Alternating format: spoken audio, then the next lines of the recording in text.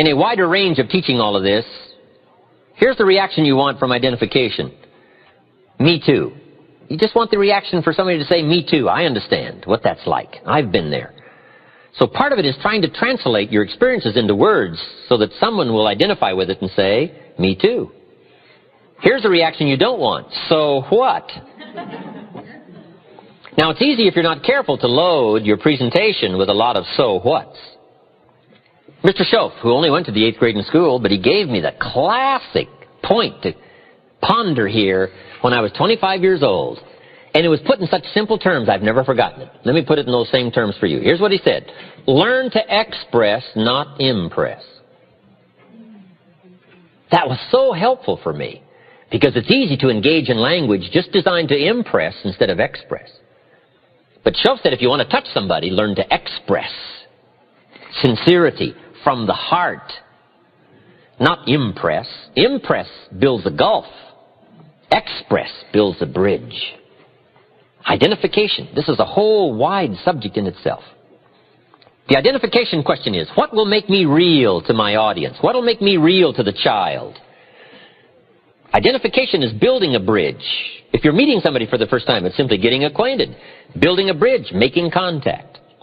Here's one of the clues. Find something you have in common. That's where you start, something you have in common. At our ranch up at Clear Lake, when we have seminars, everybody gets acquainted real easy. And one of the reasons is because almost everybody gets lost trying to find it. Right? What a great way, right? Did you get as lost as I did trying to find this place? Right? Somebody says, yeah, was that you up there taking the wrong turn? I thought that was you. What a great way to get acquainted. We've just had an experience recently that's been similar, like getting lost. So identification is finding something in common. Here's the clue to really affecting people. Start with where they are before you try to take them to where you want them to go. Meet people where they are. If somebody's hurting, you got to meet in the hurt. If somebody's in trouble, you got to start with the trouble. One of the greatest communicators of all time, Paul, apostle of early Christian history, didn't have any problem talking to sinners because he claimed to be chief sinner. Wow, what an identification point. Do you think sinners would listen to chief sinner? Of course. He said, tell me about being a sinner. I'm number one sinner. Got the plaque on the wall. What a way to begin, right, if he's talking to sinners. The key is to start where somebody is. If they're in trouble, you got to start with trouble. You can't talk success if somebody's in trouble. You got to start, first of all, talking trouble. Now, if you've never been in trouble, you got a problem. So, I suggest here that you get in a little trouble. So you know how to talk trouble. Right? Get arrested for something.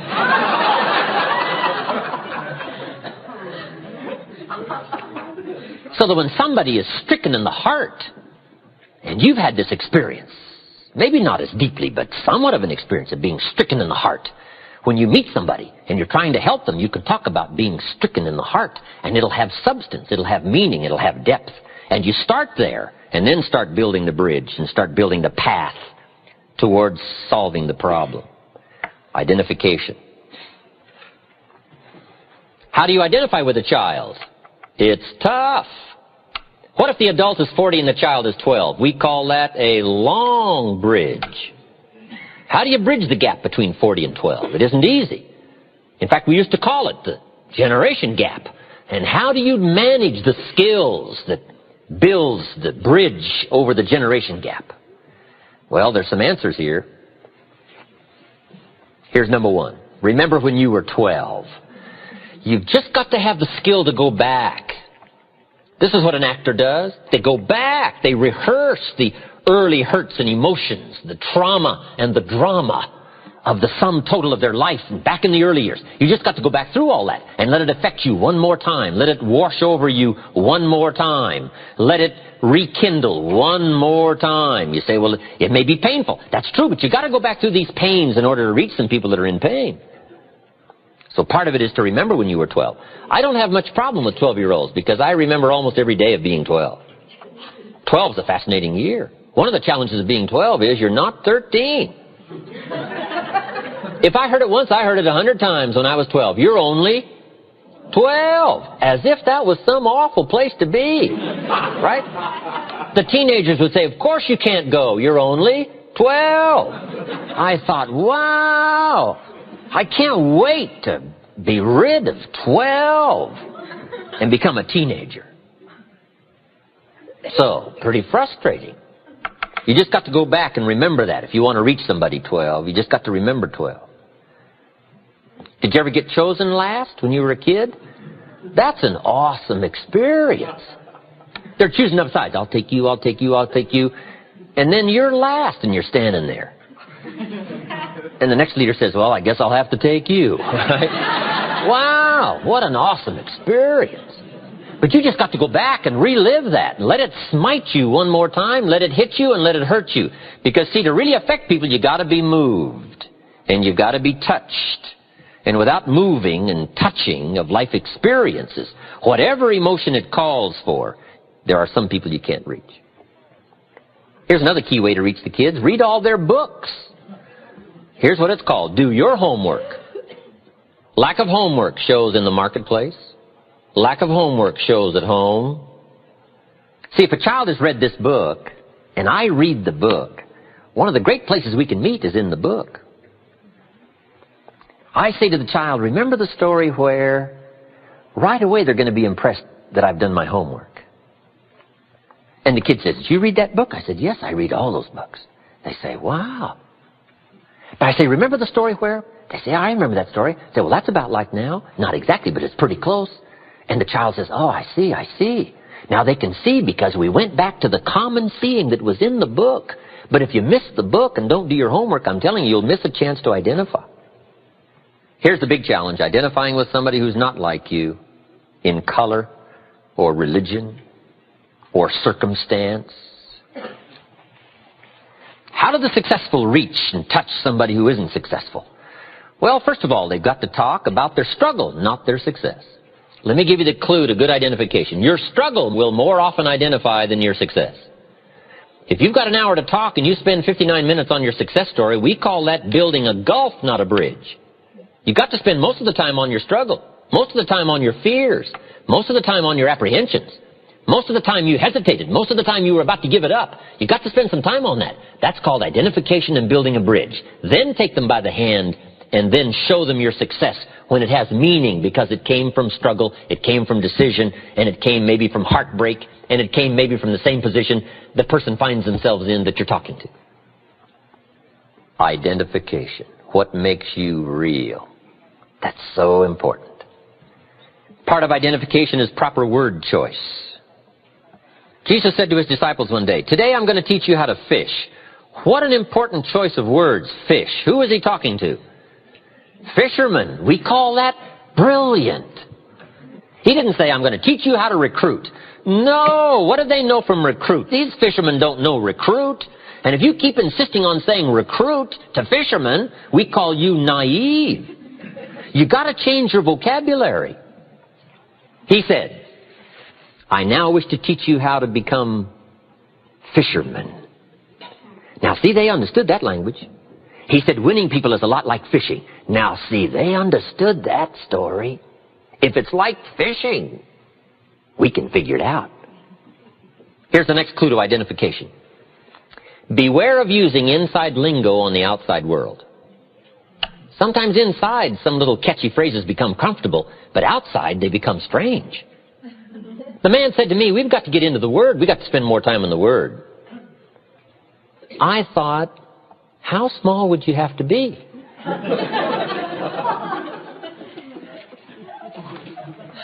Now, what I found out later he meant was, we should read the Bible more. Now, see, that would have made sense to me. Right? But the into the Word, we call that kind of strangey language. And you've got to be careful of strangey language on what we call the outside world. You've got to learn to shift gears. The lady said to me, I've learned how to handle my space. She said, how are you doing with your space? I thought, space? What's the space? Now, I found out later she'd been to the space seminars. And she'd learned the kind of spacey language, space. But see, you got to be careful. You talk space, space to a lot of people, and they go back like this. Say, space, space, space. What's this space, space? Right? Now, the people that have been through the space seminars can understand the spacey language. But if somebody hasn't, you got to learn to what we call shift gears into an appropriate word choice depending on your audience. It's called the gift of language in a variety of awareness to learn how to choose the right words and the right phrases depending on who you're talking to. We call this awareness. We call this being non-lazy.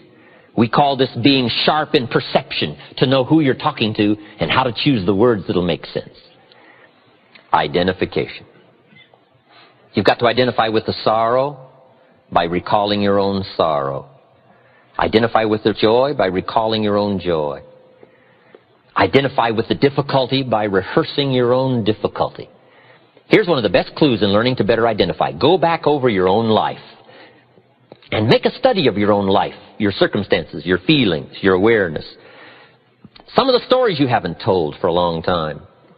Some of the experiences you've had. Now, sometimes when you've freshly come from an experience, it isn't that easy to translate it and it isn't that easy to talk about it.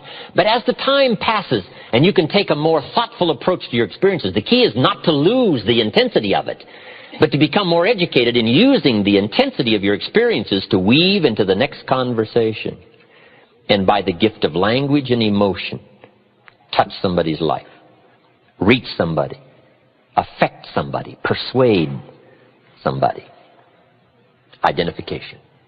Very important subject. Here's the next part of a good presentation. It's what we call logic and reason. If you're trying to persuade a child, talk to a child, or talk to an audience, or if you're trying to talk to a customer, part of any presentation is the logical part, the facts and the figures, and the numbers and the dimensions. And we won't linger too long here because here's my point on logic and reason. It's got to be brief. We need some facts, but only enough facts to start the decision-making process. You got to beware not to cover too many facts. I'm sure we've all heard the expression, it's possible to talk somebody into buying, keep on talking, talk them out of buying. Here's where this problem usually occurs. Even if it's a child, you can talk a child into deciding, and then you keep on talking, and then they undecide. We talk past. Too much logic, too much reason. We need just enough logic and reason so that it starts to make sense, not so that you understand it all. If you walk into the new car showroom and express an interest in an automobile, salesman comes along and says, "Let me tell you about this car." You say, "Okay." He says, "Follow me." And he takes you out back into the shop. And he opens up the shop manual on the car and says, "Let's start with the left front wheel." Right away, you would say, "Hold it, hold it." He says, "This is going to take a long time. We've got 1,000 facts here to go through." You'd say, "Hold it, hold it. You don't need 1,000 facts to decide about this automobile. How many facts do you need?" About a half dozen. And if somebody makes the mistake of going beyond the half dozen, here's what they're going to do: lose their audience. So you got to make sure you don't get into too wide range of facts and logic.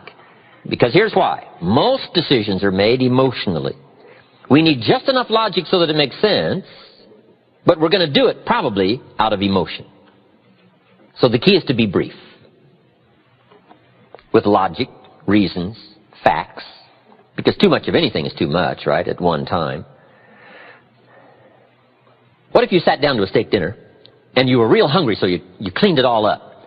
What if they cleared that away and brought you another one? Well, let's say you're real hungry, so you go for the second one. What if they cleared that away and brought you the third one? See, that third one doesn't look good. In fact, if you start on it, you'll probably lose the whole thing, right? I mean, too much is too much. To attack the problem, but not the person. We also express this particular part called attack and confess. One of the best ways to attack something is to confess you've had the problem. Use yourself as example one. Then use some others we call third party. Let me tell you about Mary. If Mary was here, she would confess, but she isn't here, so I'll confess for her. She put it off. She had the problem. And if she was here, she might even try to persuade you with tears. right? We call that third party. But one of the best is to use party one, called you, to attack the problems. Now, what are some of the things that need to be attacked? Let me just give you some examples. It's a pretty long list, but we'll have to just be sufficiently satisfied with a few, and you can continue these studies on your own. Procrastination. That's a good one, front and center. We've got to attack procrastination because it's so insidious. It eats up such large chunks of your life and leaves you in a small corner. Putting it off. Delaying. Letting it slide. Now, I'm one of the best to attack procrastination because I confess to being one of the all-time great procrastinators. I've done a lot of things, but I've put a lot of things off. Procrastination. I am so good, I could teach it. Procrastination. I can show you how to do it so it don't show. I mean, I'm so good. I'm so good. But I also know the pain of procrastination. I also know the regret that comes from procrastination. I can also show you pieces of my life missing, never to be repaired, because I let it slide. Now see, if we all studied our own lives, and we were trying to help somebody with this insidious disease of procrastination and putting it off, front and center, we use ourselves as best example, because you feel the strongest about your own experiences and your own emotions. Do you think you could help somebody with procrastination? Developing this skill of going back, rehearsing your own life, and coming up with the essence of the emotion and the experience to try to illustrate to somebody how insidious it can become and how devastating it can leave your life and what'll be missing if you let it slide. That's what we call learning to attack the problem. Now, underline the word attack. It's very important to go after the insidious. The great leader of the Christians says, "The things I once hated I now love. The things I once loved I now hate." It's so important to incorporate both love and hate in the same conversation. Now, let me give you the dilemma. This stuff isn't easy. It's so easy to be careless with words and get the wrong reaction. What if you meant to say, "What's troubling you?" and instead you said, "What's wrong with you?" Can you imagine the difference? Just the mistake of one small word means all the difference in the world in the kind of reaction that you get. But here's the dilemma. To attack the problem but not the person. God's got the same dilemma. God says, "I love you, but I hate your sinful ways." Now see, that's a challenge. To show somebody that you love them but you hate. How do you put love and hate in the same sentence? I'm telling you, it is essential to show your contempt for the problem and your concern for the value. These are not easy skills. You don't walk these summits of intellectual thought and word choice and emotional content and precision. You don't learn these overnight. But your commitment to excellence in communications can make all the difference in the world in how your economic and social and personal world works out. And here's part of the challenge. God says, "I love you, but I hate your sinful ways." Now, since me and my sinful ways are bound up so close together, I tend to take that personal. And God has to say, "No, no, no, let me make it clear one more time. I love you, but I hate your sinful ways." See, we've got to make that clear. You got to make it clear to your children. I love you, but I hate what you're doing and what it's doing to you. So you got to learn to put love and hate in the same sentence and to make the insidious as devastating and as ominous as it should be and make the opportunity as bright as it can be. But we've got to learn to paint by language and by emotions how much we hate the wrong in order to develop the good. And this is some stuff you can't be mild with. See, you can't take the mild approach to the weeds in your garden. You've got to hate weeds bad enough to go kill them. You say, "Well, I've learned to handle this stuff." This is not stuff you handle. This is stuff you devastate. This is stuff you've got to kill. If something is going after some treasure and some value, you've got to go after it with a high, hateful attempt by word, by language, by emotions, whatever's necessary to get the job done, to illustrate the evil and the possibility of good. Now, these are not easy skills. But if you want to extend your reach, in my opinion, you just have to engage in the confrontation.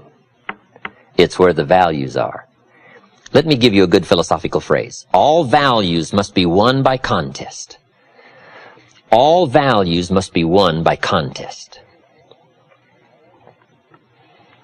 And after they've been won, they must be defended. You say, wow, you've put a pretty heavy task on us. That's what life is all about, a pretty heavy challenge. We don't give large trophies for small effort. If you want to win high health, if you want to win high wealth, if you want to extend a long reach in touching people's lives, you got to engage in some of these extra powerful disciplines. And one is to secure the territory by vigor, and the other is to defend it with equal challenge. Attack. Procrastination. Here's another good one. Blame. I engaged in this the big share of my life until I met Mr. Show. I used to blame my negative relatives. I used to blame the government. I used to blame taxes. I used to blame prices. I said, it costs too much. Shoaff said, no, let's cover the real problem. You can't afford it. I thought, wow, I never looked at it like that before. Shoaff said, sir, you must intellectually understand, it's not it that's your problem. It's you that's your problem. It's not out there that's the problem. Out there is like it's been for 6,000 years. You can't cure that. But what you can cure is errors in judgment, errors in attitude, errors in activity, errors in misjudging results. I found that the errors were within. But see, he had to go after me on that point. Here's the next one. Excuses. Wow. We've got a million. I'm too short. I'm too tall. I'm too old. I'm too young. I don't have the money. I don't have the experience. On and on and on with the excuses. Learning to attack. Very important. Now here's what we call tools of last resort. Here's part of the attack you can use. And if you learn these skills, no telling who you can help. But you must save these for what we call tools of last, underline last resort. These are some things you don't use up front. Here's the first one, a direct attack. You've got to be very careful of a direct attack so that it not be misjudged in severity. Next is scolding. You've got to be very careful of scolding. You only use it as a last resort. Somebody walks in late and you say, where have you been? See, that's loaded with insinuations. Loaded. You got to be very careful. Only use it as a last resort. If you have to resort to it, you have to, but don't use it up front. Okay, we call save these. Save these for when the occasion calls for such harsh language to go after something. And the last one is sarcasm. Sarcasm can be useful, but you got to save it. Who do you think you are? See, that's powerful language, but you got to save it for when it is meaningful to use such powerful language. Matters of the heart are delicate. Here's what we teach. Don't operate on the heart with a hatchet. When you use these tools, you got to be very careful to save the value and go after the problem. Now let me give you the real clue. The more you care, the stronger you can be. People don't mind you using strong language about insidious things. They don't mind you becoming sharp, powerful. As long as you care, and the more you care, the stronger you can be. I don't mind a minister consigning my soul to hellfire for my sinful ways. I don't mind that, as long as he does it with tears and not with joy. But wouldn't we all resist a dry-eyed sermon on hellfire? You can't preach hellfire without your heart breaking. You got to sob your way through a sermon on hellfire. Or we all would resist a dry-eyed attempt to preach on hellfire. Why? A simple, obvious lack of really caring.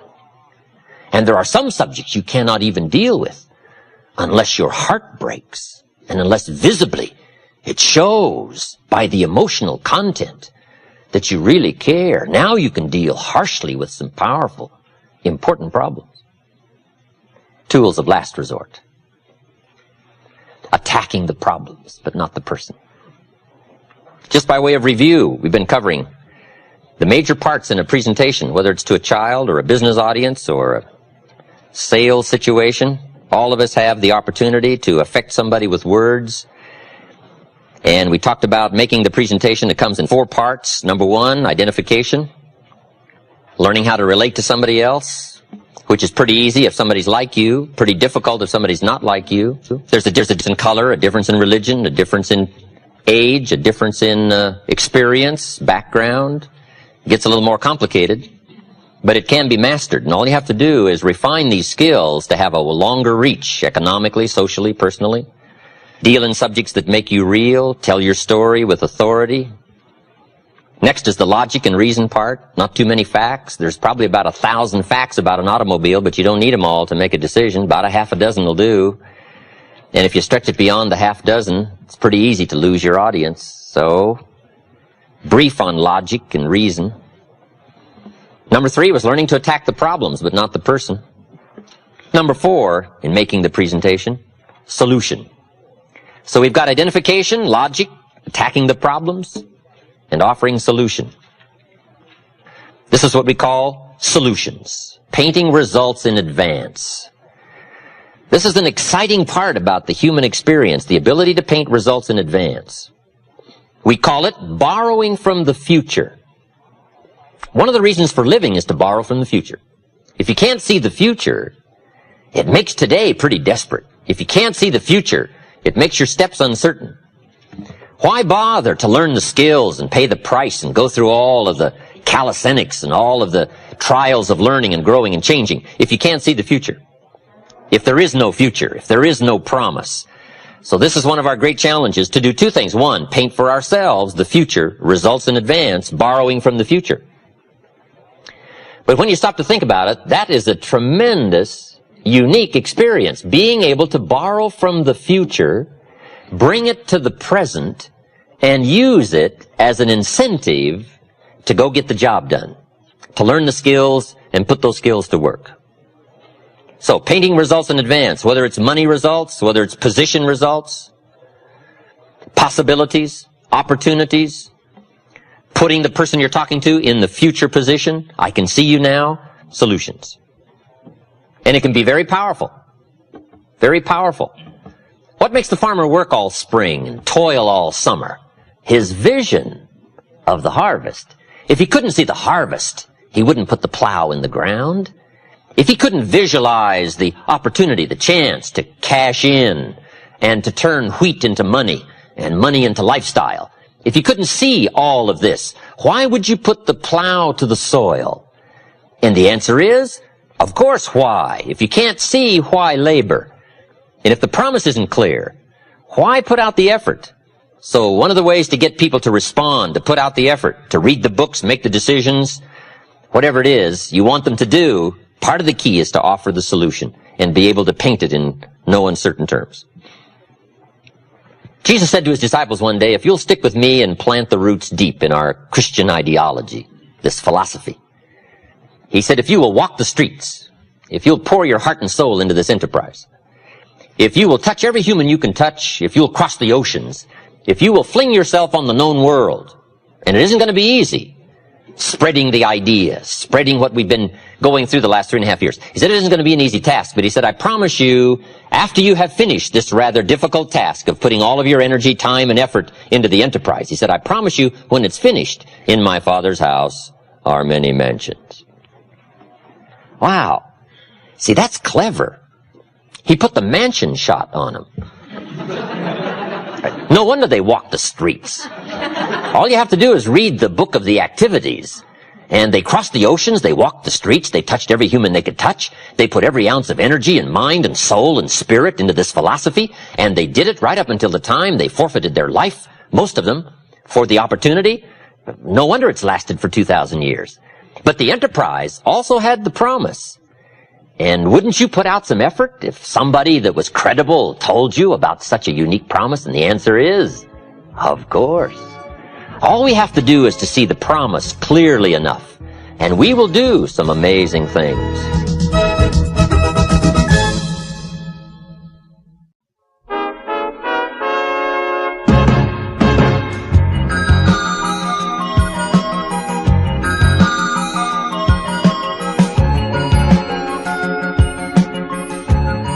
Passion, emotion, beliefs, convictions. If you can learn to articulate those well, if you'll learn to let that flow, not just from the surface, but from down deep, from a lifetime of experience, if you'll draw from all of those feelings and commitments and awareness, even with some misgivings, even with not knowing it all, even with a sense of humility, but it's that flow of emotion that finally now seals the point in the final art of persuasion.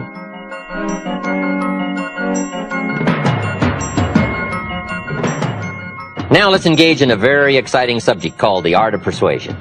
Let me give you some notes to take, because I found there's a great deal of difference between presentation and persuasion. When I first got into sales, I became a pretty good presenter.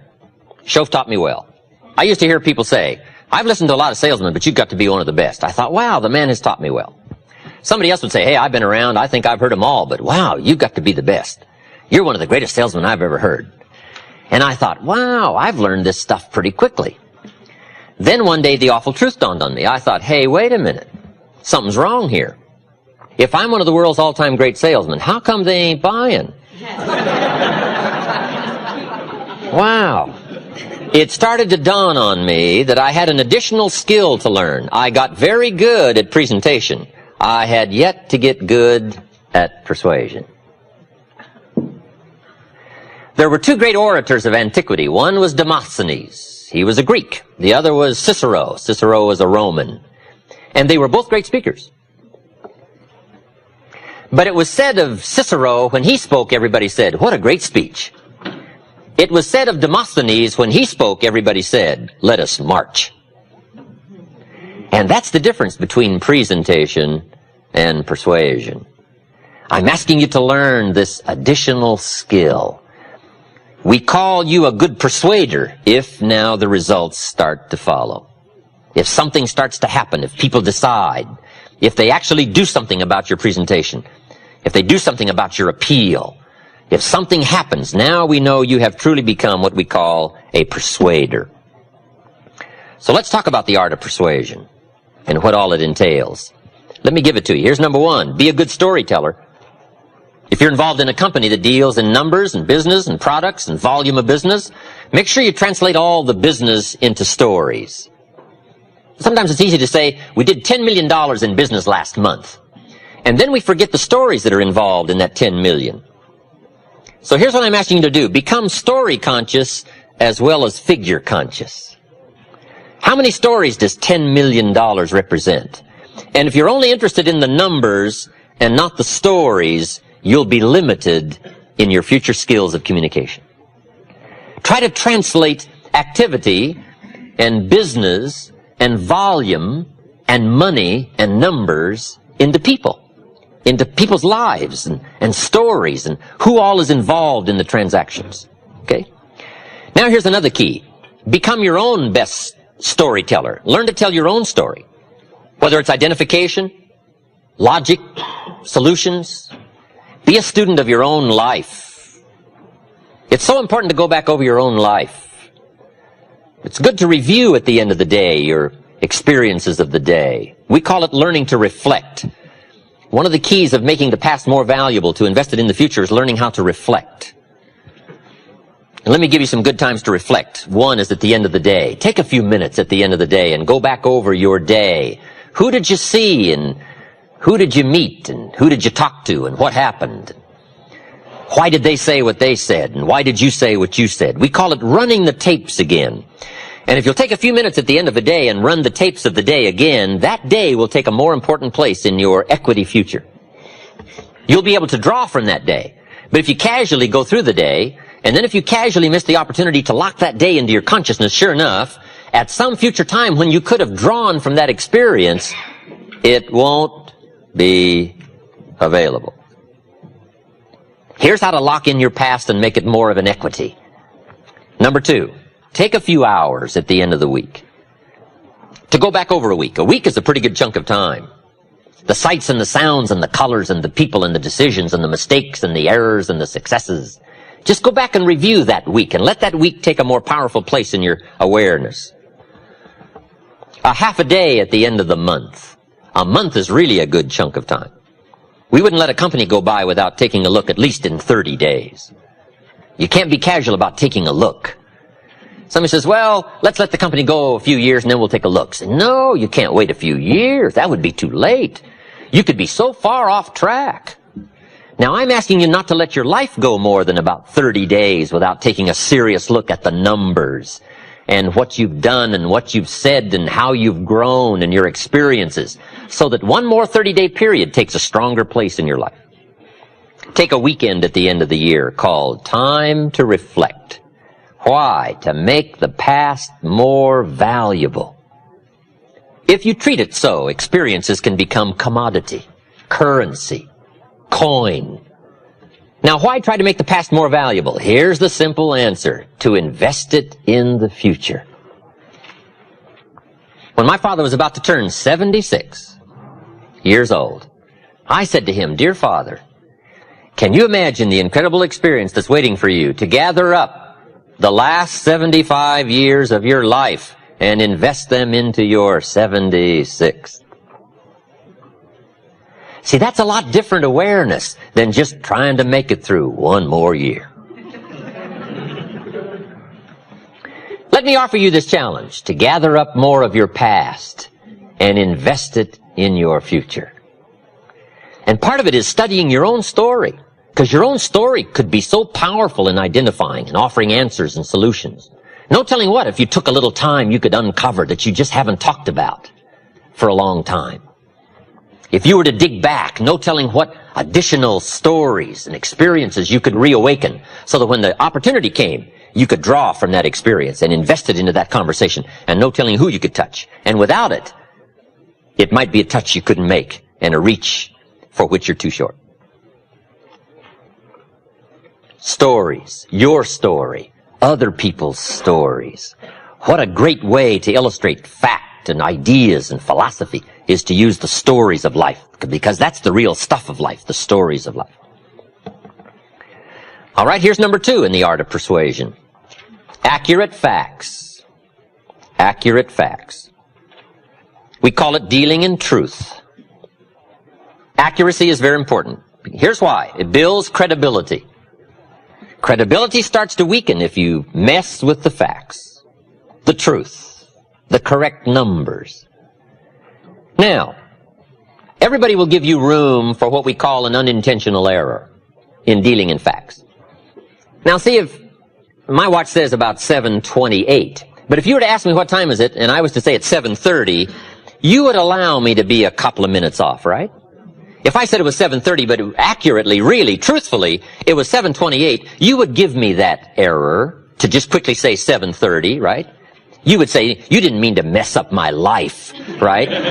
By leading me astray with this erroneous information that it was 7:30 when really it was only 7:28. Now, there are times and occasions when you may have to be precise, and it may be a life and death matter, who knows. But in generally speaking, people will give you room for making what we call an unintentional error in stating what we call the truth. But beyond a sort of reasonableness of unintentional error, an area that is what we call in higher circles unacceptable. Some people deal in exaggeration, and it starts to destroy their credibility. If you're giving testimony in a trial, and you're on the witness stand, if they catch you in one lie, guess what they do with the rest of your testimony? They throw it all away. Why? You have destroyed your credibility. The guy says, well, no, I only lied just that one time. Well, how are we going to believe that? All it takes is one to now weaken your whole testimony, right? So here's part of the key in the art of persuasion. Dealing in truth, dealing in fact, Here's what we call true sophistication. A total absence of exaggeration. Why? It's unnecessary to the sophisticated. Here's what we call exaggeration. The childish attempt to make up for lack of self-worth. If you don't feel adequate, more often than not you tend to deal in exaggerations, to make up in numbers what you may lack in character, or what you lack in substance, or what you lack in confidence. But if you start building character and confidence and precision of thinking and decision making, and you have a sense of growing worth and value, you don't mind dealing in absolute truth and accuracy, because that's what counts. Here's the next key. Better understated than overstated. I have a book called Seasons of Life, and it's got my picture in it. And it isn't the best picture. You know, the book came out about 3 years ago. I published it myself.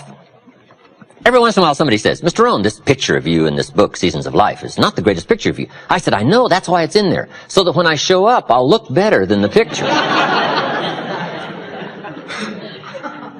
Right, a lot of people use these glamour Hollywood shots, right? And when they show up in person, they look a little used around the edges, right? I'd rather have people surprised on the upside than surprised on the disappointing side. If you're working with people, let me give you one of the greatest clues I've learned. When you're working with people, let them find out it was more than you promised, and let them find out it was easier than you said. Later, you always want people to be surprised that it's more than you promised, and it's easier than you said. Key here, learn to trust the truth. If the truth isn't enough, then all you have to do is become stronger yourself in presenting the truth. All right, number one was stories. Number two, accuracy, facts, telling the truth. Sometimes you never know who's going to be around to check the accuracy of your stories. In one of my sessions on the weekend, in our leadership series, I was talking about a murder trial I attended many, many years ago in Houston, Texas. And I was describing this murder trial and the scene, and the lawyer who turned down the case. Then they hired another lawyer to defend this black man who had killed a bus driver. And I'm going through this whole scene. And somebody told me it was going to be quite a dramatic trial and I should go. And I happened to be in the area, so I went to this murder trial. I was there every day. And the lawyer was so brilliant. This black lawyer from Dallas was so brilliant. I was swept away by his language and his style and his uniqueness. He had the whole courtroom mesmerized. So I'm telling this whole story for some illustration I was using. And then I finished the story and I started moving on, and it was, getting close to having a break in the seminar. And when I finished the story, a lady stood up. I had a class of about 40, 50 people. She stands up. She said, Mr. Rohn, could I say something? And I thought we'd been going quite a while, and she just wanted to stand up and leave and excuse herself. And she said, could I say something? And I said, well, yes. And she looked a little sort of shaken. I said, yes, of course. She turned around to the group and she said, ladies and gentlemen, I've just had a unique experience. She said, this story that Mr. Rohn told you about this murder trial down in Houston, Texas, some 15 years ago. She said, I want you to know the experience I've had in listening to the story has been unique because I was there. She said, the attorney that turned down the case, a pretty famous attorney, she said, he happened to be my boss. I was his legal secretary. I also sat in that courtroom. I want you to know, Mr. Rohn has described to you exactly what happened. And I thought, wow.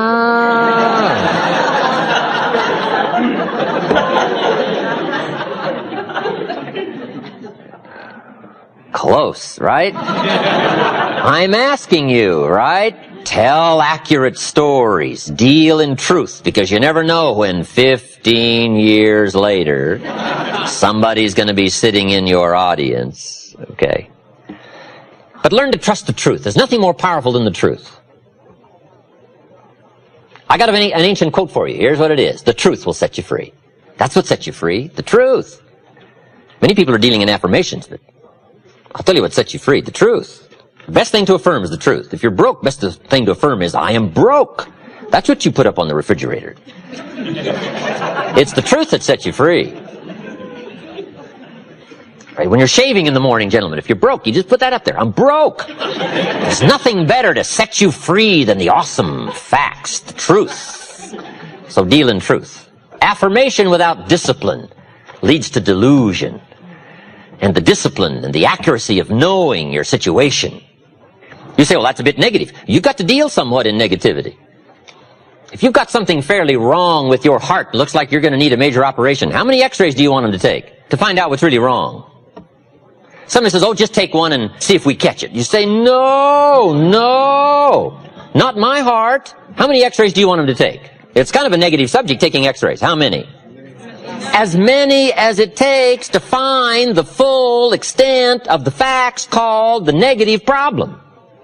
So best to state the truth. Now we can deal with truth. Now we can deal with the problem if we accurately state it and we take an x-ray that shows it in all of its insidiousness. Now we can go after it and we can effect a cure. Now we can start the positive treatment. But at first, you got to know the problem before you can find the answer. So dealing in truth, so important. It sets you free. Next in the list of key things to remember in the art of persuasion, I've got down here quotes.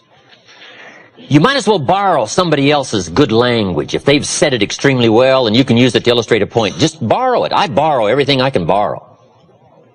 All the stuff Mr. Schoaf taught me, I borrow all that. You know, try my best to give him credit for all the things he shared with me. But borrow. Some people have said it so well, there's no use trying to think up another way to say it. Quotes. It shows you've done your homework. It shows you're passionately interested in your subject. The quotes, the stories. In some other seminars I give, I use a lot of quotes. I'm talking about humans being affected by each other, and I quote the lyrics from a recent song that says, if not for you, the winter would hold no spring, couldn't hear a robin sing, I just wouldn't have a clue if not for you. Now see, that's so well said, you couldn't improve much on that. So the key is to just borrow all that you can borrow to support your argument, to express your heart, or to express your mind and your feelings. This is part of the art of persuasion, learning to borrow things well said and well constructed. Winston Churchill said, the truth is incontrovertible. Malice may attack it, and ignorance may deride it, but in the end, there it is. See, that's so well said. You could stay up all night and not think of that, right? But you don't have to stay up all night and think of it, right? Churchill's already said it. But it's so powerful, and it's so brief, and it's so precise, and it's so dramatic that you might as well borrow the drama that comes from the language just by exercising the quote. I talk about the brevity of life in one of my other lectures. The Beatles wrote, life is so short. What a powerful lyric from one of their songs. And for John on the streets of New York, it was extra short. But see, those are powerful words. Elton John sings, she lived her life like a candle in the wind. Wow, you can't think of much better lyrics to describe how fragile life is and how brief it is. Right? Those are unique words, and the key is to learn the words and borrow the quotes to support your expressions, your communication, your conversations. Benjamin Disraeli said, nothing can resist a human will that will stake its existence on its purpose. Wow, that's powerful. We call this towering language. We call this climbing the summit of words and sentences and phrases that have incredible meaning, so briefly said and yet so powerfully done. And you might as well borrow the power and borrow the explanation and borrow the effect of somebody else's unique words. Just borrow those and put them into your presentation. You'll see the dramatic difference right away. John Kennedy said, Winston Churchill had the ability in World War II to take the English language and send it into battle. And we were all inspired by the speeches, rallied to the cause, the tenacity to hang on, the visions of the rascal, Hitler, and his insidious, casting a long shadow over the land of Europe. Churchill had the ability to use the language to get us to see and to get us to think and to stir the mind and stir the heart and stir the soul. I'm telling you, words are so powerful. And think up words of your own that are powerful, but when you need it, reach and borrow somebody who has said it well and offer it for somebody to consider, to touch the heart and touch the soul and mend the problem and get somebody to decide, to try, to move, to change, to grow. Of course, this isn't an easy task. It wasn't meant to be easy. It was meant to be a price, because that's how you appreciate the promise of language, the language that affects the cure, the language that reaches and touches. You've got to go through some of these skills, learn the craft. Now, I've got another word down here you might not have that much use for. It's called oratory. Oratory is a dramatic way of saying something, to catch someone's attention, to drive the point home. And you may not have that much use for oratory. I probably use more oratory informally than I do in public. I'm a little more reserved on the platform behind a podium. I get a little more dramatic in person. It's just my style. A little more conservative in public, a little more dramatic in person. But I do have a bit of oratory. One of my lectures, I'm dealing with the problem of complaining. I go through a whole list called the diseases of attitude. And when I get to the last one, complaining, I'm wanting to really make it clear. And I say, spend 5 minutes complaining and you have wasted 5. And you may have begun what's known as economic cancer of the bone. They will soon haul you off into a financial desert and there let you choke on the dust of your own regret. Now, that's what we call a bit of oratory, right? Oratory. Just a burst, right? Now, you can't do 30 minutes of that, right? That'd be too much.